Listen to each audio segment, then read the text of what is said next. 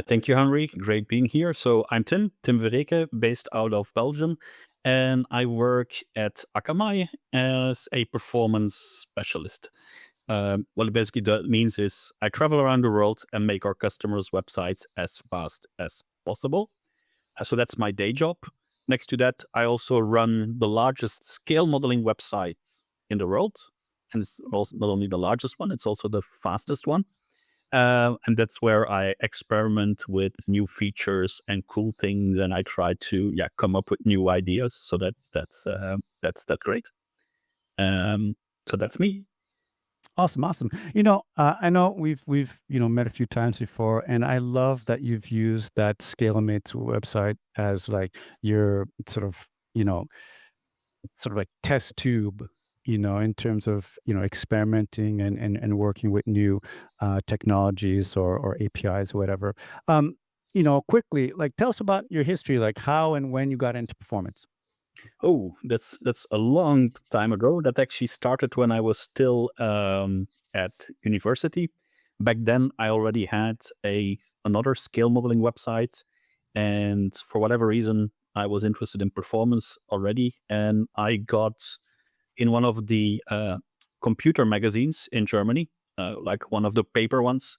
My website was reviewed together with a few others, and one of the checkboxes was on performance, and I got a good rating, and that gave such a good boost that since then I tweak performance. My first job, we started the portal for Belgium, so Belgium.be, and back then it was still fiddling around in WebLogic server and enabling gzip because that would improve performance. Those kind of things was when it's all started. So a long time ago. Amazing. So am I hearing that if it wasn't for that write up, you would not have been into performance? That's where my interest started, and also before I joined Akamai, I worked for a document management solution like a CMS where you have versioning of Word documents, good old days. And one of the frustrations of those users was always bad performance. So that's also where I was back then, starting to become the expert. Back then, it was more like database tuning because that was typically the main issue. But that's where it all started. And at Akamai, I was able to do that like on a full-time basis. That's awesome. Great little story. I didn't realize that. All right, Mr. Marx. Welcome. Thank you. Well, thanks for joining us. And same, I'll let you introduce yourself. Yes, hello. I am Robin Marx. I am also based in Belgium, believe it or not. Belgium represent at Akamai. And I am very much the same role as Tim, also a web performance specialist in the same team, which basically means that we do a lot of performance audits for customers, make recommendations, but also do things like this developer advocacy, and also try to steer a little bit of the product roadmap towards more performance features, of course.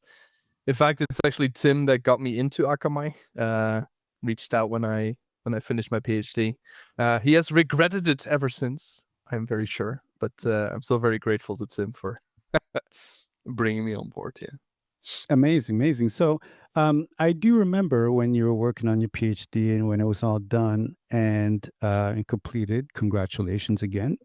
What steered you towards on the PhD side in academics? Like what steered you towards the idea of working in performance? Yeah, so I used to work in game development before that, believe it or not, which is also very performance heavy. And then I was looking for something else. And then there was a research project at the university starting in 2015, which was on HTTP 2, old times, 2 just came out. And the research project was basically phased as, how much performance benefit can we get from HTTP 2? Because they were promising the world, if you remember, right? It was going to be 50% faster, 100% faster, just that. And the research was going to be about that. And I was like, oh, sure.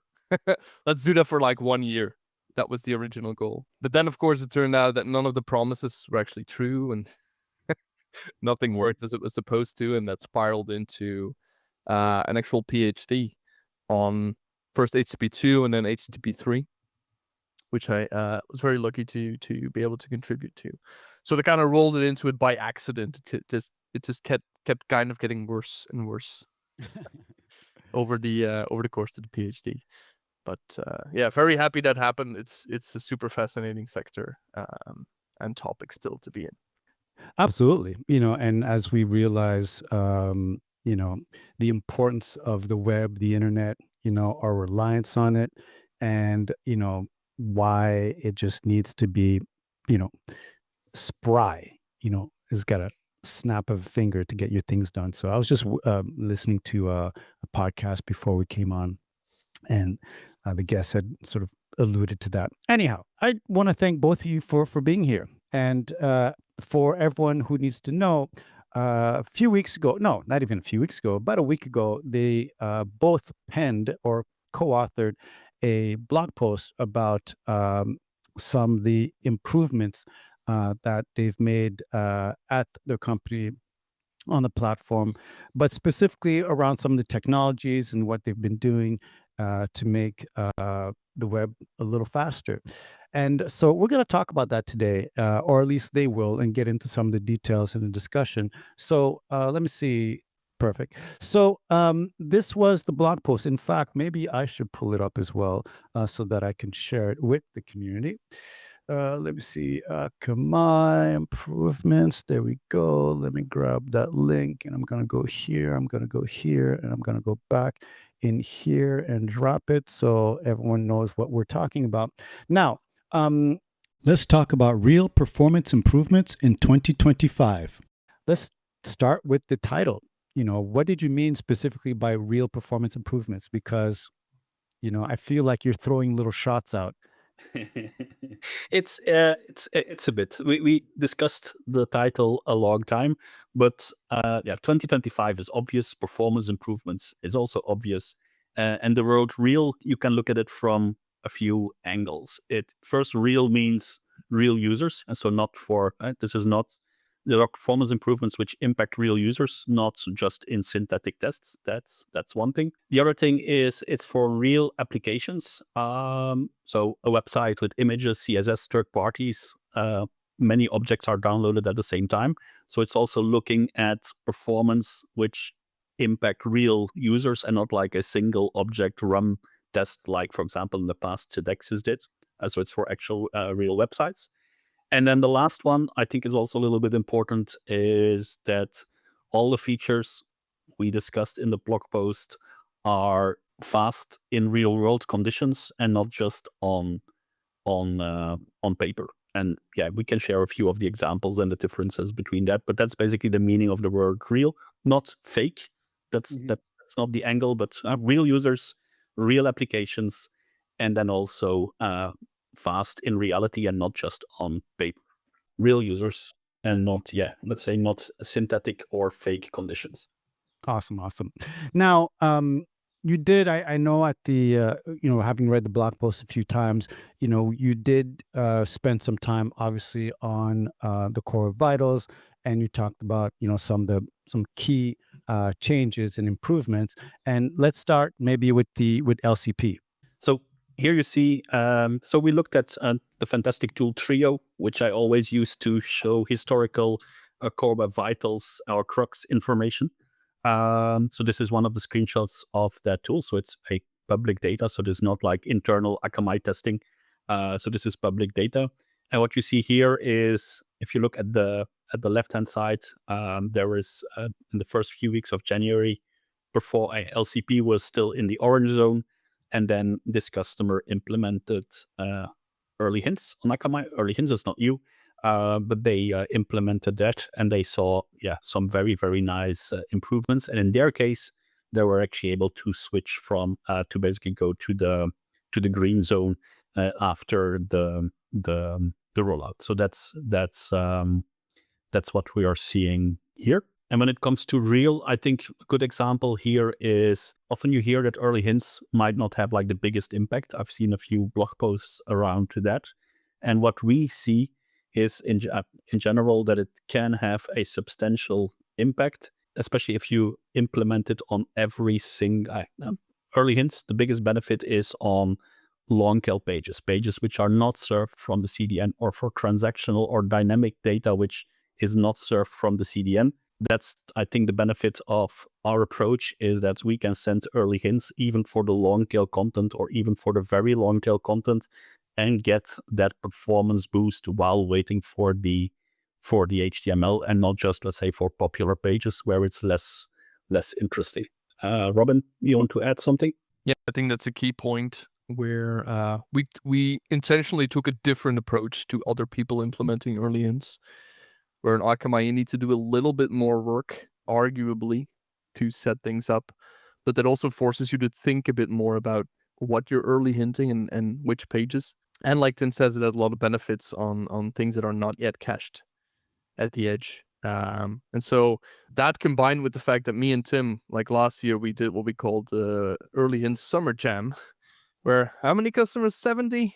We had meetings with 70 customers where we give like personalized recommendations on these are the things you need to preload, these are the things you need to pre-connect to. And I think with that kind of federated approach, you can get some very, very good results. And the other thing is, initially some customers say, oh, we have to do some work, but then once developers understand that they have full control and that they can basically do whatever they want, they actually like the approach as well, instead of, let's say, a fully automated, just checking the box and everything. So you mentioned something that was really interesting, because I remember reading this as part of your blog post as well. So maybe we'll just jump right down to that. I do know at some point you kind of segment what's best to preload and what's best to pre-connect, if I'm not mistaken. Was that in this blog post, or maybe that was a video? So yeah, so in the blog post at the bottom is a link to a webinar which Robin and I did a few months ago, called Beating Latency, or 5 Ways to speed up modern web applications. Absolutely. And yes, there indeed we look at the best practices for early hints. So in short, it's you want to make sure that you speed up, that you send critical resources. So those resources needed for the initial rendering or for the LCP. So great candidates are CSS files, or render blocking JavaScript is also a good candidate. Pre-connecting to your LCP domain, or when your CSS is on a static domain, or like a static.customer.com, that's also a good candidate. A little bit less good, but might still be okay, are fonts. Why? The fonts are typically not needed for LCP, but if you render with early hints, you render faster because the CSS is preloaded early. You also want to make sure that those font files are visible. And we also like to early hint the logo. The logo is rarely the LCP elements, but in the end, you care about the users, not only about the metric. And then not or rarely a good idea are deferred JavaScript or asynchronous JavaScript. And also not possible, what many people forget is you can't early hint responsive images.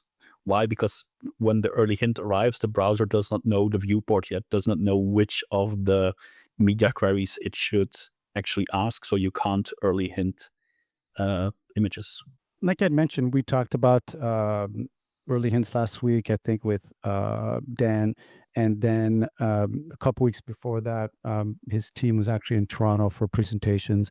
And I know Matthias had done a presentation around that as well.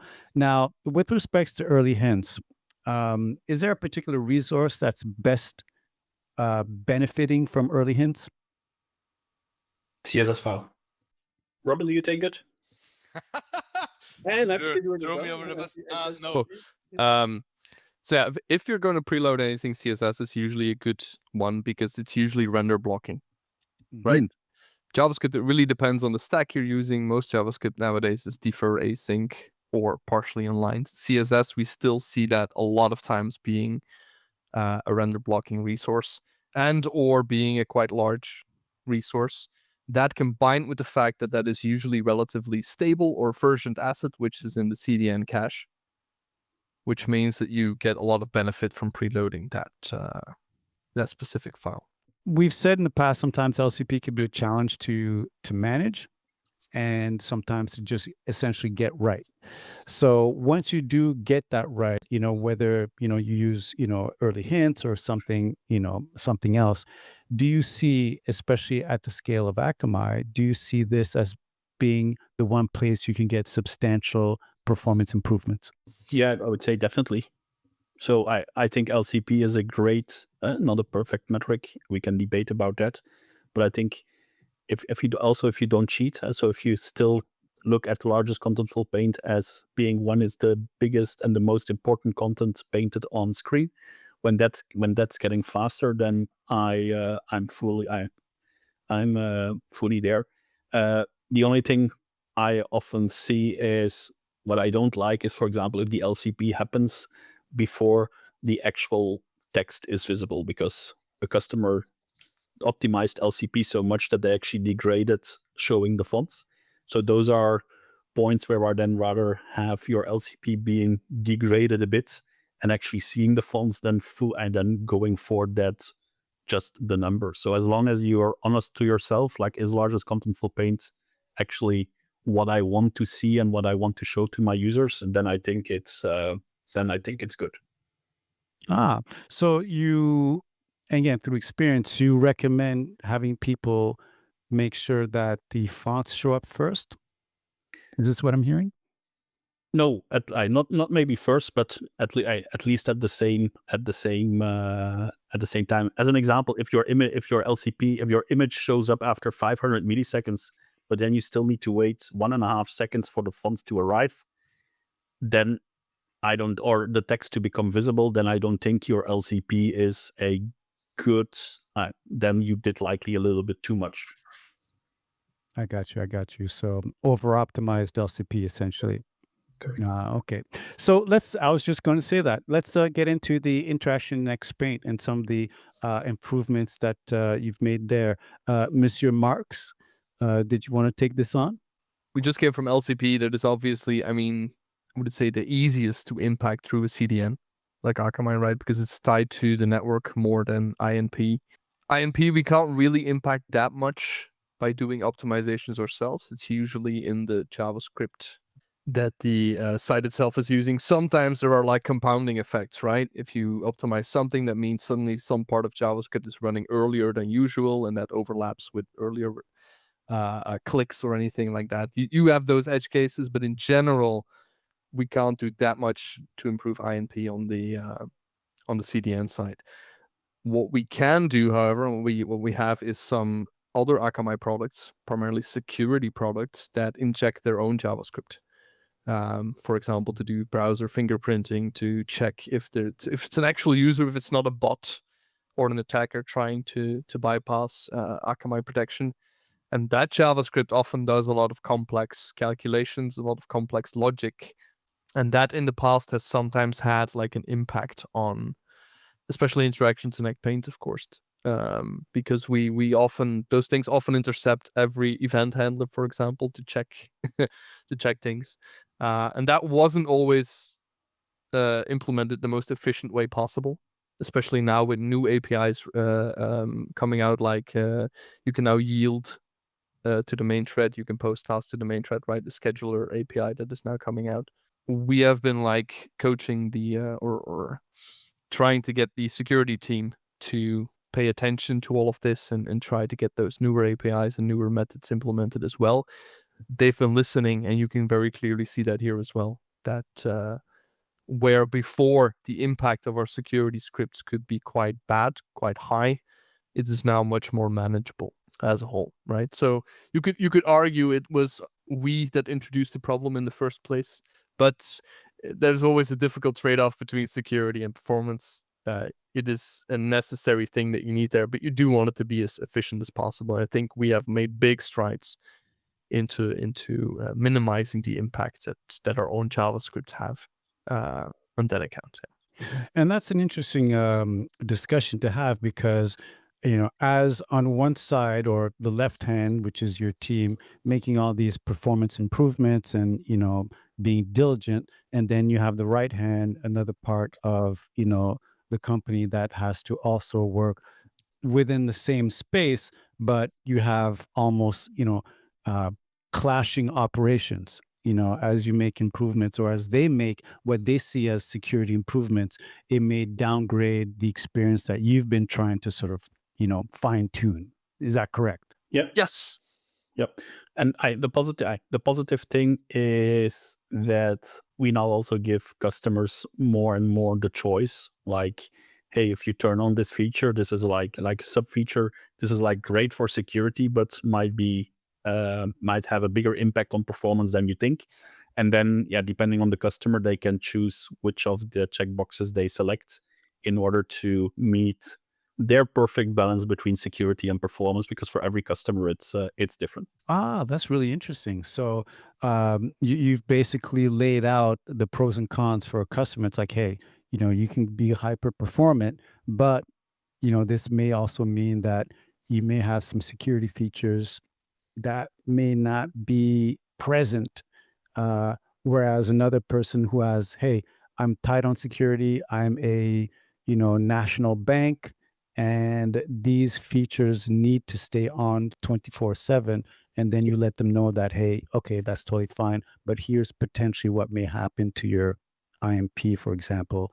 Are you Yes. fine with that? So, no, that's actually a very interesting, again, conversation. And I know we've usually had this conversation on the ad side versus performance, but not often do you hear about the security versus performance conversation. Yeah. And if I can add one more thing, just shortly, it's not just INP. We have this in a lot of different ways at Akamai. Some examples in the blog post are early data, for example. Zero RTT is one big security performance trade-off that you really need to consciously tune. And then we also mentioned one thing about amplification protection in the blog there, which is where we as a platform first decided to be very strict on security, taking a conscious performance hit, and then now have rolled back that a little bit to have a bit of a different balance. So this is really not just INP. I think it's one of the most visible ones, but this impacts Akamai or CDN as a whole. I do remember the conversation about zero RTT, and I guess this probably might have been the video that you published. I'm not sure if it was a blog or not. I've watched and read both quite a few times now, but I feel like, Robin, this would definitely be your bag. Did you want to sort of get into the whole zero RTT conversation? Oh, sure, yeah.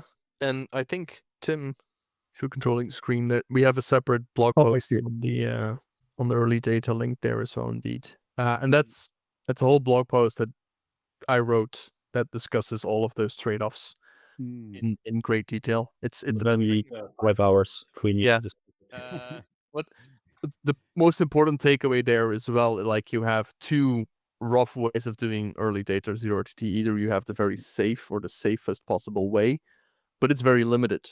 You can only do that with get HTTP get requests without query parameters, which isn't very useful on the modern web, because any type of API call or any type of normal website has some query parameters. So that's the very safe one. And then you have the slightly more risky one where you really need to know what you're doing, that allows other things as well, but that really forces you to think. And most deployments only allow the safe option. You can't do the more risky one, even if you know the risks and you're able to deal with them, which is where I'm very proud that that's a project me and Tim pushed at Akamai. It's really like trying to get the product managers to understand that we need to give the customer full control. If they want to have that second, more powerful option, they need to be able to do that. Right, and Tim mentioned this before as well, with early hints, for example, is where we do that as well. And then also with the security performance trade-offs, this is where I think we're trying to go at Akamai more than other deployments in some cases. If we give much more control to the customer, to the end user, on where they want to actually focus on. Yep. And just to add on what Robin said, in the beginning we said it's real performance improvements. Zero RTT can be like really like a checkbox, like, oh yeah, you just enable it. And if it's just for get and without query strings, which is like a valid default setting, you will not benefit from it. So it's like a checkbox. Yes, you support it, but you will never see it. Think about, you visit an e-commerce website, and then half an hour later you visit your favorite newspaper. What do you see? The retargeting ads, like, hey, and then you click on one of the products, and all these links always have query strings. And that's like the perfect use case for zero RTT, for returning users to actually get the benefits.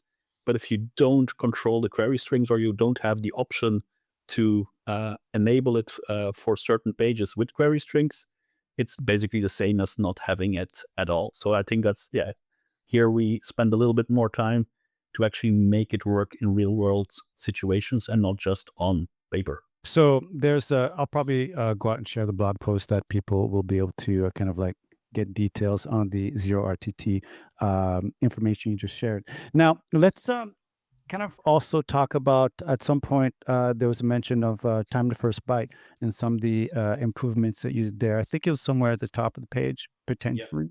Yeah, so at the top of the page, actually these are all, let me go a bit up, real world example. Almost there. There it is. Time to first. Let's take this one. Time to first byte.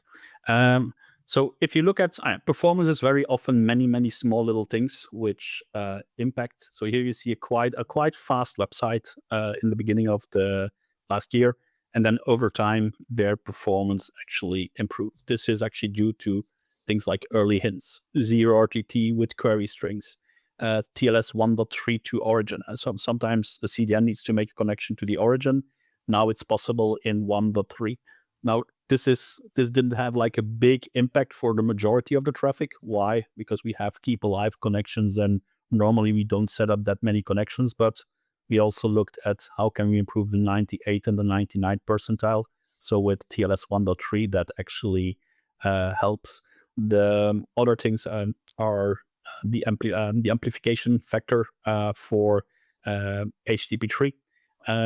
That's also one where, under real world conditions, with customers having bigger certificates than just a small one, where they can actually also benefit from a single round trip. Again, looking at real world conditions, real world certificates, traffic scenarios, and adapting to that, so that you get not only the benefits on paper, but actually the real benefits.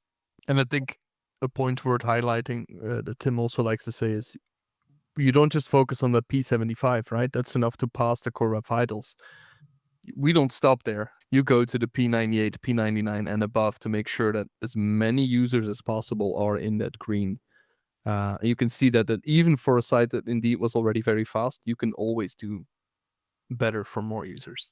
And another critical thing here, which helped a lot, especially in specific regions, was our DNS team. So we have the security team who looked at performance, but we also have the DNS team who looked heavily at performance to improve DNS performance, because that's where it all starts, to improve that over the world. And they're now, I wouldn't say halfway, not even halfway, but they're continuously deploying. It's like a long-term project with deploying a full new architecture called Mega Clouds. It's discussed in the blog post, but again, it will not impact the lower percentiles because they just come from ISP caches or local browser caches, but it will impact the higher percentiles as well. That's what you're seeing here. So essentially, if I'm hearing this right, and again, these are conversations that we've had in the past about world performance, trying to make sure that everyone has the ability to access content as fast as possible. Again, from your vantage point, you can tell, and you have the data showing that there's still large areas of the world where performance is just not happening. Yes and no, but it's you should also look at it from it also depends on the website. For example, let's say a Belgian newspaper. Belgium is a small country. A Belgian newspaper inside the country, like you can assume that the CDN has a connection open. But what about if somebody is traveling during the holidays and they go to Spain, where typically nobody looks at the Belgian newspapers? It's also for these real world conditions that we optimized performance. It doesn't mean that Spain is slow, but for when you visit a Belgian website in Spain, you're in suboptimal conditions from a CDN perspective. And that's also where we made improvements for, let's say, long tail content and lower traffic regions, not because the region is low traffic, but for that particular customer, the traffic is lower. That said, I agree with that fully. But that said, yes, we of course also see that there are regions in the world that are that do have considerably lower general performance than others. I also want to shout out our RUM archive project in that regard, where we have a lot of the data that we see internally, we try to also make publicly available in an anonymized fashion before Akamai customers start losing their mind. It's anonymized, but there you can also let filter on specific countries. And we did like Google baseline analysis a couple of months ago for Google I/O, where we do filter per country. And there you get some very interesting results where, like, for example, the rural United States usually have worse devices or lower browser versions than, for example, Brazil. Wow. This was quite surprising to me. But that is very clear in the data that we show. So it's definitely not always expected who has the better or worse performance. But yeah, the data definitely shows that certain regions, certain countries. And that's also one of the most important things with something like Akamai, that you can actually target specific regions and specific populations in a different way. For example, also with our distributed cloud offerings, you can really choose where you host your origin, for example, to really optimize for certain demographics that you care about. Wow. And the idea that the parts of United States may have much worse performance than, say, like a BRIC country like Brazil, it's always an eye opener. But I remember reading the data, a while back, that someone had shared data saying that, the US was top 3 countries of low powered phones because they were inexpensive. It was a cost thing, basically. And I read as well documents about how the network was not always good. The access wasn't always good in, like you said, rural America, United States, where people, certain days, that was it. If they weren't in school or they weren't at the library, for them, there was no more connection, or it was like ultra slow. So that's really interesting. What else? Something else that actually that came that jumped out the page of the blog. You talked about some of the improvements around images. And I was like, oh, okay, this is kind of cool. And, we could jump to that quick. But, something that I have to ask right away, you had mentioned that you were able to do some optimization around AVIF. Again, totally expected. But also Heath, are you seeing that format on your network? Yes, we have some customers who specifically want to serve Heath their applications. Interesting. That's something I expected to read, to be honest. And I see that that's mainly in the app world and not in the website world. Okay, I understand. Let's get into the that sort of like optimization there, and where you feel this was a needed improvement. This is actually my preferred one of my preferred changes, because optimizing images in the end is like easy. You just reduce the quality and you save the amount of bytes. But what we introduce with this sharp YUV chroma subsampling that was released last year in June, it basically for the same bytes, it shows a nicer picture. So image performance is always like a balance between quality of the image and then performance. For a newspaper website, it's different than for an e-commerce website where you want to see the fabric of your clothes. And basically, with this approach, customers have 2 options. Either they were happy with the performance and they now can serve better quality images for the same performance, not saving bytes, or the other way around, because they now have better quality for by default. some of our customers actually reduced the perceptual quality, how we call it, settings, and actually were able to reduce the bytes a little bit more aggressively. Why? Because the quality was anyway higher, and that's also real world conditions. You can't. Every customer is different. Every customer has their own feeling on what quality of an image should be, and some get nervous when like 1 pixel is different. Some get have a bit more openness, and this gives us more flexibility around that. Wow. And Robin, I see you shaking your head in agreement. Did you want to add something? No, I fully agree with that. I've seen a lot of, when we do audits, especially for luxury brands, they often over optimize for the byte savings, and then you get, like, especially on large screens, you get visibly pixelated images, which really doesn't match with the luxury image that you're trying to project, right? And in those cases, that's a nice example of where I would heavily advocate for being like, let's take the conceptual performance hit, let's take the slightly bigger image, let's maybe have a slightly lower LCP, slightly worse LCP, because arguably that works better for user experience and your brand image, right? The same thing goes for like having custom fonts or not. If you don't have custom fonts, you're probably going to be faster, but there is a certain trade-off for that kind of, customer or market segment. It's not always black and gray. And again, like, this fits into the theme, I guess, we've been having today, is we give the customer full control. So they could essentially literally A/B test, like, high compression. What does it Sure. look like? What is the feedback? And maybe we'll, lessen the compression because we want that, I don't know, Bulgari item to just really bling, right? And like you said, there is a sort of like a brand recognition and almost requirement for it to just really look good and pop out of your screen, especially your high DPI screens that you have in your pockets.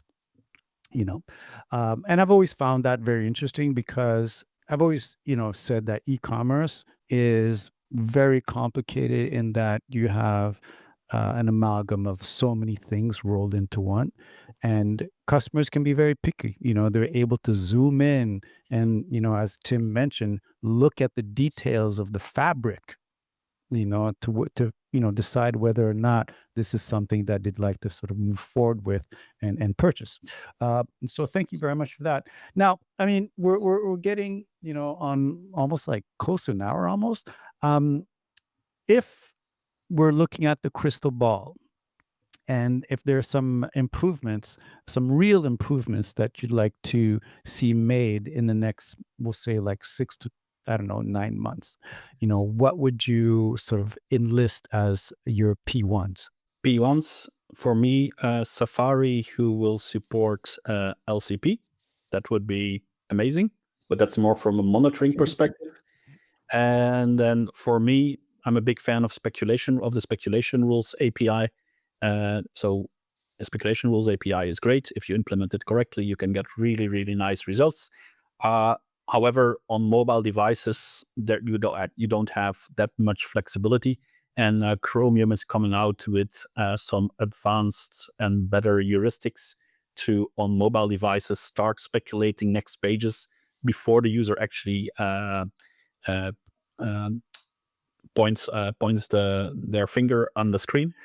So that's a second one which I'm really, really looking forward to. But that's in general, that's not Akamai specific. Robin, do you have some others on your mind?